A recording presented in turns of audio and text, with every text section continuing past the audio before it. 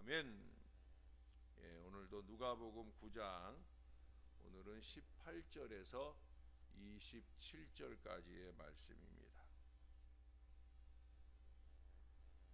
예수께서 따로 기도하실 때 제자들이 주와 함께 있더니 물어 이르시되 무리가 나를 누구라고 하느냐? 세례 요한이라 하고 더러는 엘리야라, 더러는 옛 선지자 중에 한 사람이 살아났다 하나이다. 너희는 나를 누구라 하느냐?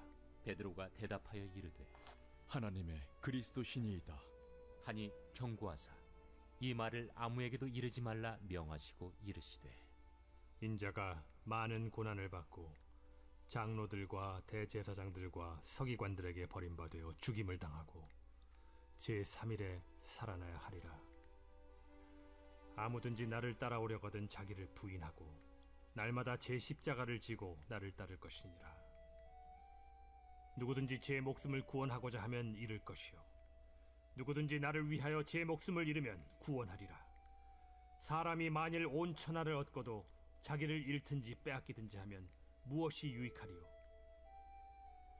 누구든지 나와 내 말을 부끄러워하면 인자도 자기와 아버지와 거룩한 천사들의 영광으로 올 때 그 사람을 부끄러워하리라. 내가 참으로 너희에게 이르노니 여기 서 있는 사람 중에 죽기 전에 하나님의 나라를 볼 자들도 있느니라. 아멘. 오늘 우리 사회가 겪고 있는 심각한 문제 가운데 하나는 생명을 경시하고 있는 풍조입니다. 전에 한 엄마와 세 아이가 생활고에 못 이겨 고층 아파트에서 뛰어내려 투신 자살해서 온 국민을 경악하게 했습니다. 얼마 전에도 세 가족이 아이의 의사는 상관없이 부모들이 작심하고 아이와 함께 자동차를 타고 바다에 달려내려 그렇게 생명을 잃었습니다. 부모들 입장에서는 자살이 되고 아이의 입장에서는 살인을 당한 것이죠. 다른 사람도 아니고 자기를 가장 사랑하는 부모에 의해서 살인을 당하게 된 거예요. 요즘엔 이처럼 자살하는 사람들이 늘고 있어 사회적 우려와 불안을 심화시키고 있습니다. 인터넷의 자살 사이트를 드나들며 만난 젊은이들이 동반 자살을 하고 있으며 반인륜적, 반사회적, 반도덕적 살인 등이 만연하고 있습니다. 통계적으로 45분에 1명꼴로 스스로 목숨을 끊는다는 거예요. 왜 이런 일들이 일어나고 있는 것일까요? 프랑스 사회학자 에밀 디르켕은 이러한 자살 현상을 네 가지로 분류를 합니다. 첫째는 애타적 현상.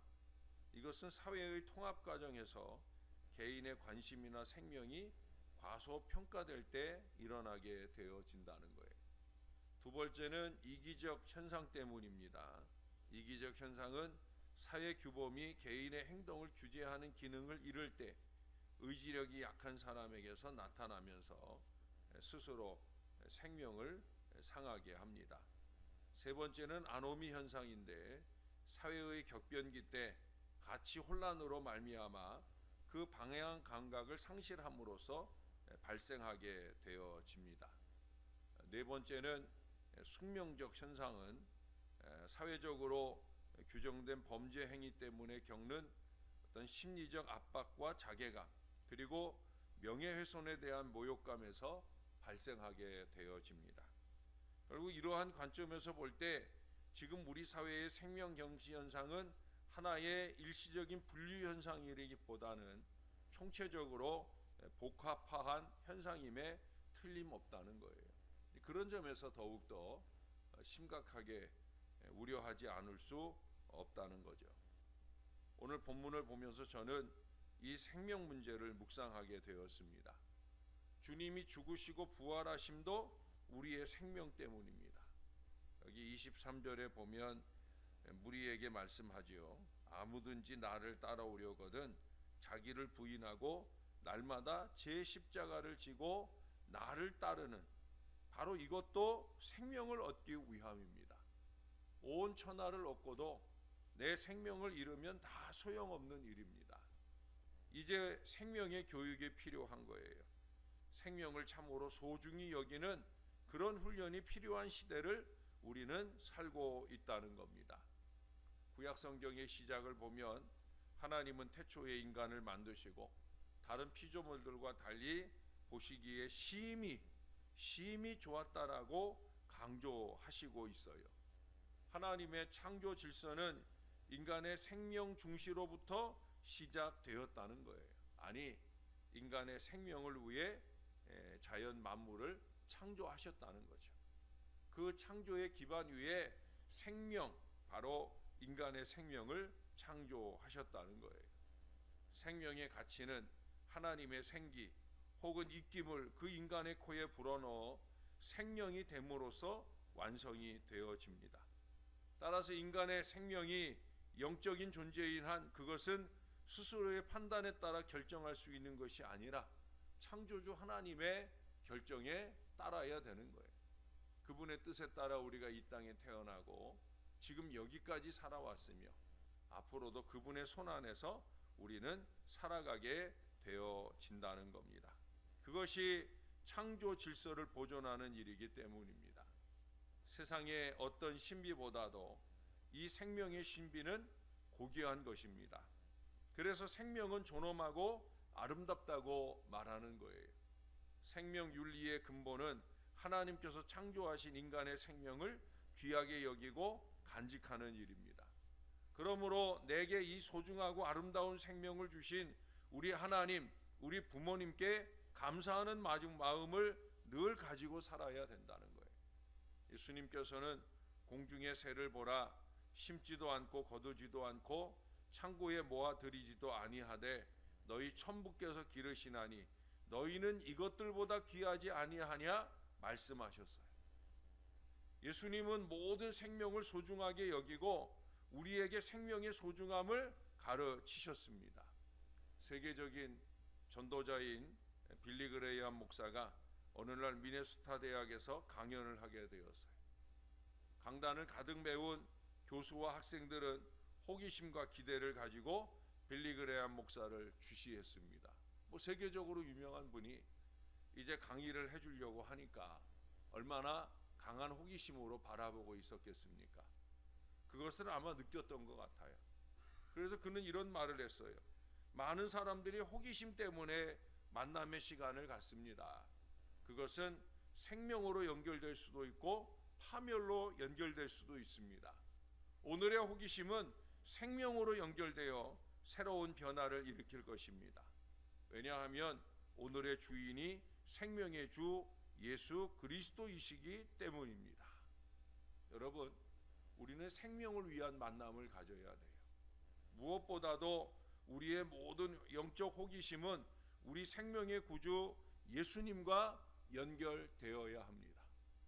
사람을 만나는 일도 마찬가지예요. 생명을 살리기 위한 만남이 되어야 돼요. 목회자만 아니라 모든 성도들이 생명을 위한 만남과 교제가 이루어져야 된다는 거예요. 파멸로 가는 걸음이 되면 안 된다는 거예요. 생명을 죽이는 모의와 도모가 있어서는 안 된다는 거예요. 우리는 우리 주 예수 그리스도와 함께 생명을 살리기 위한 모든 노력들을 기울여 가야 되는 거예요.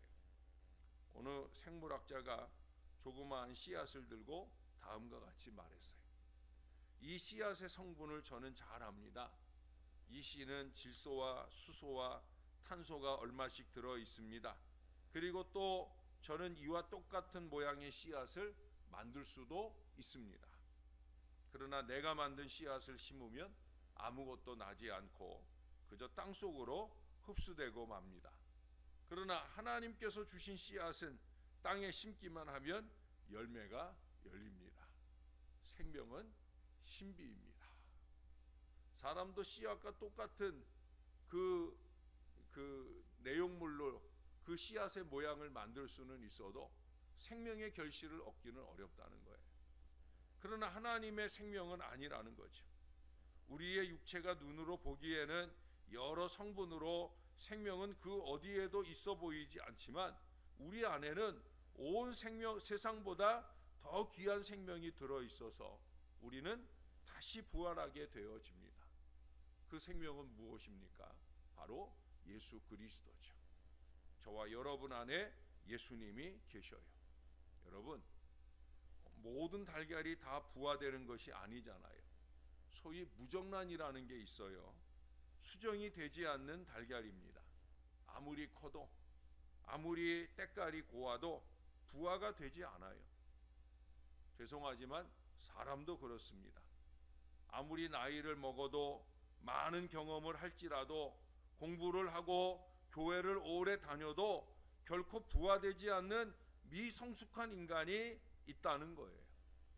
기독교인도 그와 같으면 참으로 아쉽고 안타깝고 측은한 존재가 되고 마는 겁니다. 여러분, 생명 있는 주의 자녀로 잘 살아낼 수 있어야 됩니다. 우리 육신의 생명은 잘 살든 못 살든 100년 미만에 다 끝나고 맙니다. 대통령이 되고 재벌이 되고 노벨상을 탄다고 할지라도 금방 죽음의 날이 오고 마는 거예요. 돈이 아무리 많아도 우리보다 더 빨리 죽는 사람들이 얼마든지 있잖아요. 그러므로 무엇보다도 영생을 얻었다가 죽을 때 천국으로 들어가 영생 복락을 누릴 수 있어야 됩니다.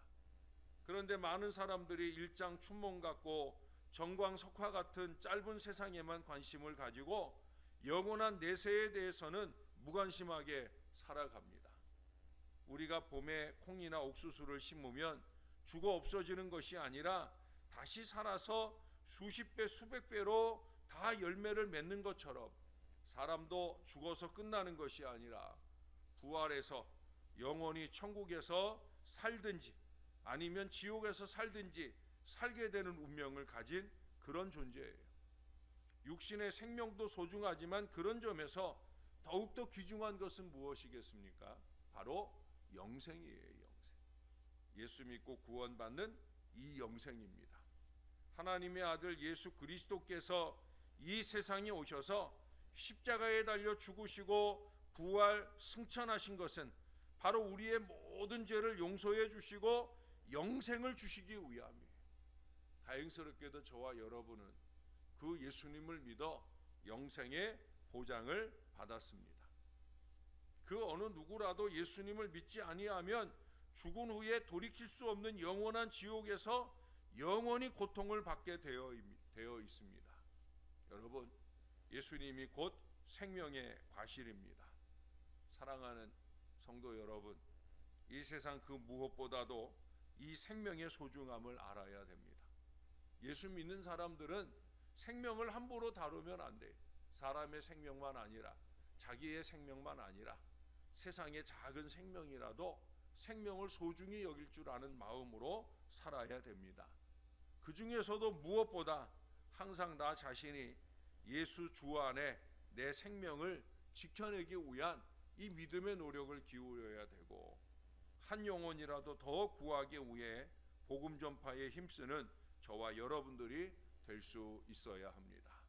언제나 스스로의 생명을 지켜낼 뿐 아니라 많은 영혼을 구원하기 위해 영부림치고 사는 저와 여러분들이 될 수 있기를 우리의 생명의 구주 되시는 예수님의 이름으로 간절히 축원합니다. 기도하겠습니다. 주님, 우리에게 생명을 주셔서 감사합니다. 이 땅의 삶을 영위하는 육신의 생명을 주시되 이 나이가 들어서도 계속해서 이 생명을 잘 유지할 은혜와 건강을 주시니 감사를 드립니다. 크고 작은 육신의 어려움들이 있곤 합니다. 가슴이 답답해 오기도 하고 또한 여기저기 아픈 것도 많아서 신음하고 안타까워할 때가 많이 있습니다. 그래도 우리가 잊지 말아야 할 것은 내가 예수 믿으니 영생의 보장이 있다는 이 사실을 잊지 말게 도와 주시옵소서. 이 일이 언제나 우리의 감사의 이유가 되게 하여 주시고 우리의 육신은 날로 후패할지라도 우리의 영은 날로 새로워지는 건강한 믿음으로 살게 하여 주시옵소서. 예수를 오래 믿었다고 하는 어리석은 타성 속에 믿음 있는 모습들이 아니라 게으르고 나태하고 점점 그 생명이 사라져가는 듯한 안타까운 인생으로 살지 말게 도와주시고 주님이 우리를 구원하신 그 크고 놀라운 은혜에 합당한 모습으로 더욱더 우리의 영을 깨워 주의 은혜를 사모하게 하시고 그 은혜 안에서 더 강하여져서 아버지 하나님의 뜻을 이루는 생명의 역사를 이루는 놀라운 은혜 속에 살 수 있도록 우리를 붙들어 주옵소서. 우리 스스로의 생명을 귀중하게 여길 뿐 아니라 한 영혼이라도 더 구원하기 원하여 영부림치며 살아가는 간절한 믿음 마음이 되어지게 우리를 도와 주옵소서. 개인 전도는 물론이고 이제 토요일 날 오후 시간을 들어 우리가 함께 전도하는 이 모든 노력들을 기울여 가려 합니다. 주님 도와주시고 함께 하셔서 영혼을 구원하는 이 일에 주의 백성들이 열심 내며 함께 할 수 있도록 은혜 베풀어 주시옵소서. 거룩한 예배자 복음의 일꾼으로 날마다의 삶을 사는 우리가 늘 될 수 있도록 우리를 도와 주시옵소서. 주님께 감사합니다. 예수님의 이름으로 기도합니다. 아멘.